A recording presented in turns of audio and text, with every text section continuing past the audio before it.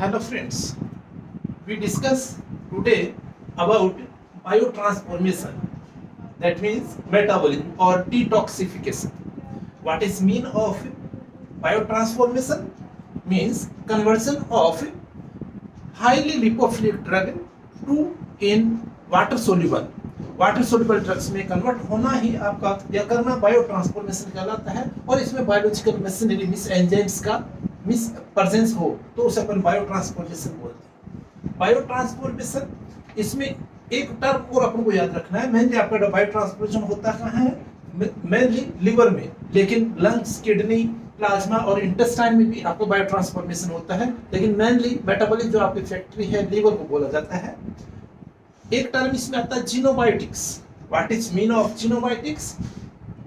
जीनोबायोटिक्स में मतलब होता है कि एक्सेप्ट न्यूट्रिशंस, मींस आपका xenobiotics are substances except nutrients enter in the body through injection, inhalation और एब्जॉर्प्शन फ्रॉम टॉपिकल। इस न्यूट्रिशंस के अलावा आपकी बॉडी में through injection, through oral, inhalation, through respiration और other route means topically absorption से जो एंटर करता है न्यूट्रिशंस के एक्सेप्ट, उसके अलावा तो उन सभी को अपन जीनोबायोटिक्स बोलते हैं। बायो ट्रांसफॉर्मेशन टू स्टेप्स, इसमें अपन दो फेजेस में क्लासिफाइड करते हैं, phase first reactions and phase second reaction. Phase first reaction को अपन डिस्ट्रक्टिव फेज बोलते हैं, डिस्ट्रक्टिव रिएक्शंस इसमें इंक्लूड करते हैं, और सेकंड फेज को अपन कंस्ट्रक्टिव फेज बोलते हैं, इसमें constructive reactions means complexation reactions को इंक्लूड किया जाता है। फेज फर्स्ट में ऑक्सीडेशन होता है, रिडक्शन होता है, हाइड्रोलाइसिस होता है, आपका साइक्लाइजेशन होता है, डीसाइक्लाइजेशन होता है, डीएल्काइलेशन, डीएमिनेशन, डीसल्फोनेशन, ऐसे प्रोसेस आपके होते हैं, डीएसिटाइलेशन। और फेज सेकंड में कॉम्प्लेक्स फॉर्मेशन होता है जिसमें glucuronidation, glycine conjugation, glutathione conjugation, acetylation, methylation, nitration and sulphonation. इस तरह से आपका ये फेज फर्स्ट रिएक्शंस होती है। फिर बात आती है कि मेटाबॉलिज्म में मींस आपका मेटाबॉलिज्म या बायो ट्रांसफॉर्मेशन में होता क्या क्या है, मींस कौन कौन से प्रोसेस होते हैं। मींस मेनली 4 चेंजेस होते हैं ड्रग्स की कैटेगरी के अकॉर्डिंग, 4 नहीं 5 चेंजेस होते हैं ड्रग्स की कैटेगरी के अकॉर्डिंग। ड्रग्स में भी convert in activation to inactive form, और 90% ड्रग्स का मेटाबॉलिज्म यही होता है कि एक्टिव टू इनएक्टिव कंडीशन में आपका कन्वर्ट होती है। नेक्स्ट सेकंड है active to active metabolites, means आपका ड्रग भी एक्टिव है और उसका मेटाबोलाइट भी एक्टिव में कन्वर्ट होता है।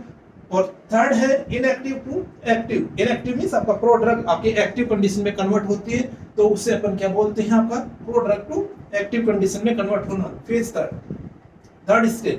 और फोर्थ है टॉक्सिकोलॉजिकल एक्टिवेशन, मींस आपका ड्रग का टॉक्सिकोलॉजिकल प्रॉपर्टी चेंज होना।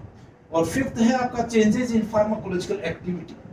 ओके, इस तरह से आपकी ड्रग्स का मेटाबॉलिज्म में 5 चेंजेस होते हैं। एक्टिवेशन टू एक्टिवेशन 90% ड्रग्स का इसी से आपका मिस चेंजेस होता है, मेटाबॉलिज्म होता है। अब देखिए active to active metabolites means आपका ड्रग भी एक्टिव है और उसका मेटाबोलाइट भी एक्टिव है। इसके लिए आपको एग्जांपल्स याद करने हैं।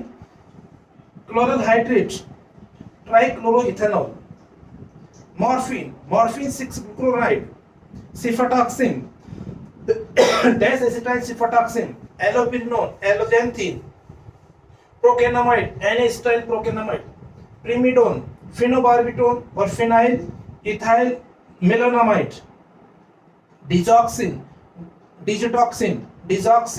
इमिप्रामिड, desipramine, amitriptyline, nortriptyline, codeine, morphine, spironolactone, canrenone, diazepam, des methyl diazepam और ऑक्साजिपाम, ये आपके एक्टिव टू एक्टिव मेटाबोलाइट्स में आपका ड्रग खुद भी एक्टिव होती है और उसका मेटाबोलाइट भी एक्टिव होता है।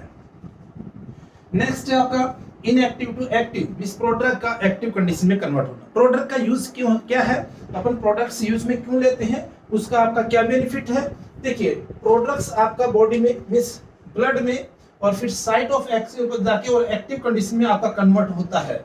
तो प्रोडक्ट्स का जो आपका यूज है वो क्या है, The products may offer advantages over the active form in being more stable, having better bioavailability or other desirable pharmacokinetic properties और less side effects and toxicity. Side effect और टॉक्सिसिटी कम है, लेकिन बायोअवेलेबिलिटी और एक्टिविटी आपका ज्यादा है। Some products activated selectively at the site of action. अब इसमें एग्जांपल्स देखिए, लीवोडोपा। लीवोडोपा का एक्टिव फॉर्म क्या है? Dopamine, enalapril, enalaprilat, alpha methyl dopa, alpha methyl norepinephrine, dipivefrin, epinephrine, sulindac, sulfide metabolite, proguanil, cycloguanil, prednisolone, bacampicillin, ampicillin, sulfasalazine, 5 amino salicylic acid, cyclophosphamide, एल्डोफॉस्फेमाइड, acrolein and phosphoramide, fluorouracil, fluorouridine monophosphate, mercaptopurine, methyl mercaptopurine, ribonucleotide, acyclovir triphosphate, aspirin and salicylic acid. ये आपका products और उनके active metabolites का आपके examples है, इनको याद रखिएगा। नेक्स्ट आपका है टॉक्सिकोलॉजी, टॉक्सिकोलॉजिक एक्टिवेशन।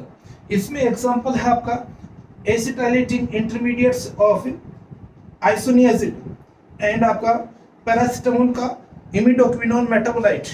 इमिडोक्विनोन पैरासिटामोल का लीवर डैमेज करता है, ये आपका बहुत इंपॉर्टेंट है। नेक्स्ट है changes in pharmacological activity. Iproniazid anti depressant drug है, इसका मेटाबोलाइट है आपका आइसोनियाजिड जो कि आपका एंटी टीबी ड्रग्स है। एंड नेक्स्ट है आपका डायजेपाम, ट्रैंक्विलाइजर है और इसका मेटाबोलाइट है ऑक्साजिपाम जो कि आपका एंटी कन्वल्जेंट है। ओके, इस तरह से आपके ड्रग्स के ये 5 चेंजेस होते हैं बायो ट्रांसफॉर्मेशन के द्वारा। अब बायो ट्रांसफॉर्मेशन के लिए जो अपन एंजाइम्स यूज में लेते हैं, जो एंजाइम्स काम आते हैं, उनको अपन मेनली 2 कैटेगरीज में डिवाइड किया जाता है, माइक्रोसोमल एंजाइम्स और नॉन माइक्रोसोमल एंजाइम्स।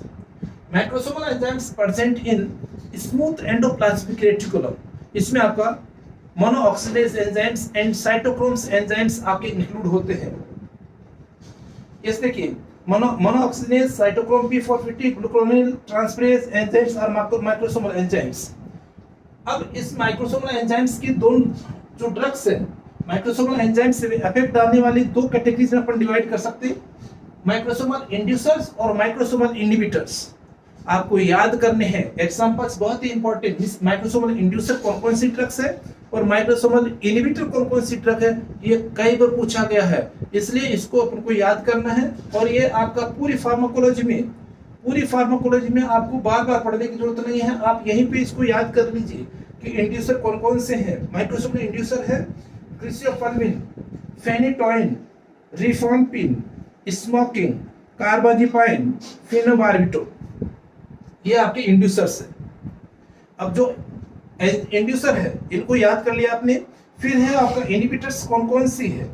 इनहिबिटर्स है allopurinol, omeprazole, erythromycin, clarithromycin, diltiazem, amiodarone, propoxyphene, isoniazid, chloramphenicol, cimetidine, ketoconazole, itraconazole, metronidazole, ciprofloxacin, sulfonamides, fluoxetine and other selective serotonin reuptake inhibitors, quinidine, disulfiram, verapamil, MAO inhibitors, ritonavir and other protease HIV inhibitors। ये आपके inhibitors हैं, microsomal enzyme inhibitors. इनको याद करना है दोनों को, inducers और इनहिबिटर्स को। अब अपन बात करते हैं इंड्यूसर्स की। इंड्यूसर्स की प्रॉपर्टी क्या क्या होती है, वो किस तरह उनकी नेचर होती है। वो लिपोफिलिक होती हैं, प्लस साथ में वो एंजाइम्स जो माइक्रोसोमल एंजाइम है उनके लिए सबस्ट्रेट का काम करती है, प्लस हैव द और लॉन्ग एलिमिनेशन हाफ लाइफ होती है एंजाइम इंड्यूसर्स। ये एंजाइम इंडक्शन कैसे करती है, ये 6 स्टेप से आपका एंजाइम्स का इंडक्शन कर सकते हैं। सबसे पहला मींस लिवर का साइज या फिर लिवर में ब्लड फ्लो बढ़ाते हैं, increase in both liver size and liver blood flow, increase in both total and microsomal protein synthesis. Microsomal enzymes protein का सिंथेसिस बढ़ाते हैं, increase stability of enzymes, increase synthesis of cytochrome P450 and decrease degradation of वो cytochrome P450, proliferation of smooth endoplasmic reticulum, ये आपके inducers के function हैं। अब अपन बात करते हैं मिस इनहिबिटर्स की। एंजाइम इनहिबिशन अपन दो कैटेगरीज में इसको डिवाइड करते हैं, direct inhibition and indirect inhibition. Direct inhibition में इनहिबिटर्स आपके एंजाइम्स के साथ में बाइंड होते हैं और उसके बाद में इनहिबिट करते हैं। इसमें फर्स्ट कैटेगरी आपका कॉम्पिटिटिव इनहिबिटर्स। कॉम्पिटिटिव इनहिबिटर्स की जो नेचर होती है, जो प्रॉपर्टी होती है, वो क्या होती है? They are structural analogue of the substrate that for that enzyme. उस एंजाइम का जो सबस्ट्रेट है उसके स्ट्रक्चरल एनालॉग होते हैं। सबस्ट्रेट और इनहिबिटर दोनों एंजाइम के साथ में बाइंड होने के लिए कॉम्पिटिशन करते हैं और आपका एंजाइम की जिसके साथ में एफिनिटी ज्यादा होती है उसके साथ में बाइंड हो जाते हैं और एंजाइम्स का इनहिबिशन होता है। उन्हें अपन कॉम्पिटिटिव इनहिबिटर्स बोलते हैं। Non competitive, they are not structural analogue to substrate and they directly bind to enzyme and inhibit their process. Next, product inhibition. Product inhibition को अपन फीडबैक मैकेनिज्म में बोलते हैं। जैसे प्रोडक्ट का अमाउंट बढ़ता है, एंजाइम की आपका जो प्रोसेस है वो रुक जाता है। Next, indirect inhibition. Indirect inhibition में inhibitors are not bind to enzymes. इसको दो कैटेगरीज में डिवाइड किया गया है। रिप्रेशन, रिप्रेशन का मतलब है कि इनहिबिट या decrease synthesis of enzymes. Next, second है अल्टर्ड फिजियोलॉजी। इसमें न्यूट्रिशनल डेफिशिएंसी या हार्मोनल इम्बैलेंस के कारण से अगर एंजाइम्स का सिंथेसिस कम हो जाता है तो उसे अपन अल्टर्ड फिजियोलॉजी में यूज में लेते हैं। ये आपके इनहिबिटर्स हैं, enzyme inhibitors, microsomal enzyme inhibitors. Yes, एक पॉइंट और अपन इसमें पढ़ते हैं, हाफमैन एलिमिनेशन। हाफमैन एलिमिनेशन क्या होता है? हाफमैन एलिमिनेशन मींस आपका auto changes in the drug molecule inside the body. Means आपके बॉडी के अंदर किसी ड्रग का बिना किसी एंजाइमेटिक सिस्टम के आपका उसमें रीअरेंजमेंट हो जाता है मॉलिक्यूल में और ड्रग आपका इनएक्टिव हो जाता है, तो उसे अपन हाफमैन एलिमिनेशन बोलते हैं। और इसके लिए आपका एकमात्र skeletal muscle relaxant atracurium drug काम में आती है। एट्राक्यूरियम को रखा जाता है इस कैटेगरी में। एट्राक्यूरियम का मींस हाफमैन एलिमिनेशन होता है। यस, नेक्स्ट है आपका consequences of microsomal enzyme induction. Microsomal enzyme induction के consequences क्या है? सबसे पहले है डिक्रीज्ड इंटेंसिटी और duration of action of the drug. अगर एंजाइम इंड्यूस होंगे तो आपका उसकी इंटेंसिटी या फिर ड्यूरेशन ऑफ एक्शन कम हो जाता है। Increased intensity of action of the drug that are activated by metabolism. Means prodrugs का आपका इंटेंसिटी बढ़ जाता है। नेक्स्ट है टॉलरेंस। मींस जो एंजाइम इंड्यूसर्स होते हैं वो खुद का भी मेटाबॉलिज्म बढ़ा देते हैं और दूसरी ड्रग्स का भी मेटाबॉलिज्म बढ़ाते हैं। कुछ ड्रग्स को जैसे खुद का मेटाबॉलिज्म बढ़ा रही है तो उनकी डोज अपन को बढ़ानी पड़ेगी, क्योंकि जल्दी ही टॉलरेंस जनरेट हो जाता है, क्योंकि वो खुद का भी मेटाबॉलिज्म बढ़ा रहे हैं, इसलिए उनका मिस डोज बढ़ानी पड़ती है। जैसे आपका कार्बेजिपाइन और रिफाम्पिन इसके एग्जांपल है। नेक्स्ट है सम एंडोजिनस सब्सट्रेट स्टेरॉइड्स और bilirubin are also metabolised faster. Next है आपका possible usage of enzyme induction. Use कहाँ का? सबसे पहले है कॉन्जेनिटल नॉन हेमोलाइटिक जॉन्डिस में अपन इसको यूज में लेते हैं, कुशिंग सिंड्रोम में यूज में लेते हैं, क्रोनिक पॉइजनिंग्स में यूज में लेते हैं और लिवर डिजीजेज में उसको यूज में लेते हैं।